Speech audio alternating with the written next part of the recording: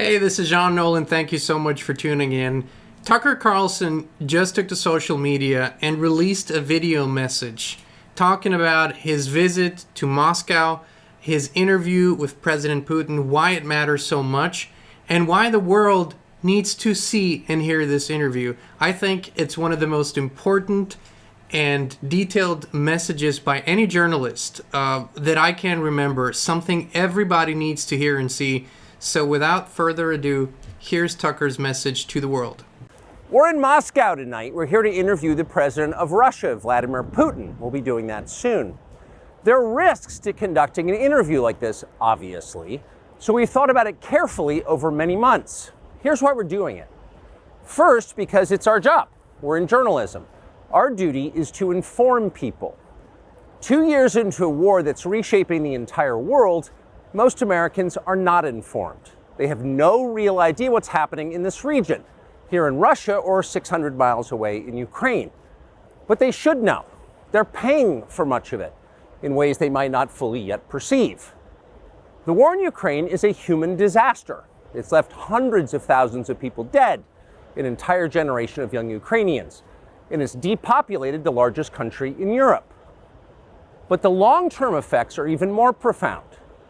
This war has utterly reshaped the global military and trade alliances, and the sanctions that followed have as well. And in total, they have upended the world economy. The post-World War II economic order, the system that guaranteed prosperity in the West for more than 80 years, is coming apart very fast, and along with it, the dominance of the US dollar. These are not small changes. They are history-altering developments. They will define the lives of our grandchildren. Most of the world understands this perfectly well. They can see it. Ask anyone in Asia or the Middle East what the future looks like. And yet the populations of the English-speaking countries seem mostly unaware. They think that as nothing has really changed. And they think that because no one has told them the truth. Their media outlets are corrupt. They lie to their readers and viewers. And they do that mostly by omission. For example, since the day the war in Ukraine began, American media outlets have spoken to scores of people from Ukraine, and they've done scores of interviews with Ukrainian President Zelensky. We ourselves have put in a request for an interview with Zelensky, and we hope he accepts. But the interviews he's already done in the United States are not traditional interviews. They are fawning pep sessions specifically designed to amplify Zelensky's demand that the U.S. enter more deeply into a war in Eastern Europe and pay for it. That is not journalism. It is government propaganda. Propaganda of the ugliest kind, the kind that kills people. At the same time, our politicians and media outlets have been doing this, promoting a foreign leader like he's a new consumer brand. Not a single Western journalist has bothered to interview the president of the other country involved in this conflict, Vladimir Putin. Most Americans have no idea why Putin invaded Ukraine or what his goals are now. They've never heard his voice. That's wrong. Americans have a right to know all they can about a war they're implicated in, and we have the right to tell them about it because we are Americans too. Freedom of speech is our birthright. We were born with the right to say what we believe. That right cannot be taken away no matter who is in the White House. But they're trying anyway. Almost 3 years ago, the Biden administration illegally spied on our text messages and then leaked the contents to their servants in the news media. They did this in order to stop a Putin interview that we were planning.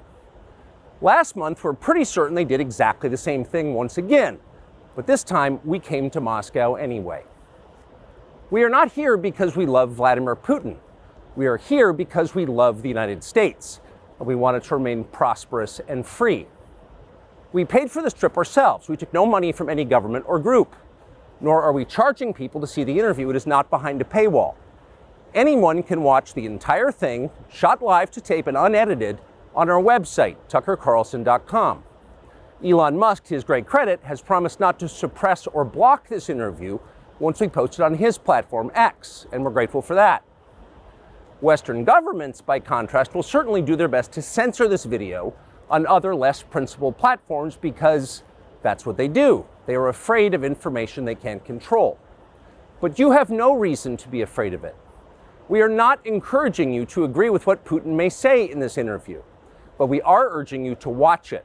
You should know as much as you can. And then, like a free citizen and not a slave, You can decide for yourself. Thanks.